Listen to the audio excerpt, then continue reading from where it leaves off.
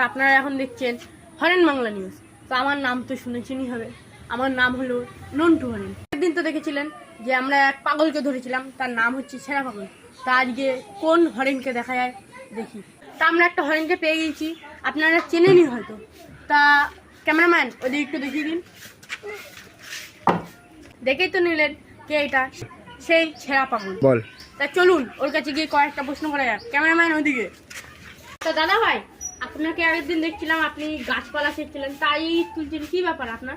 তা আগের দিন তো আপনাকে স্বপ্নের ছেঁড়া সরকার বলেছিল, তাই কি আপনাকে কে বলেছে? আমাকে স্বপ্নে বলে গিয়েছিল তোলা সরকার। ডিপ্রেশন। তা দাদা ভাই, আপনার কোনো কাজ নেই নাকি? আছে তো, স্বপ্নে যে সরকার যখন আসে তার হয়ে কাজ করি। बात तो सही है।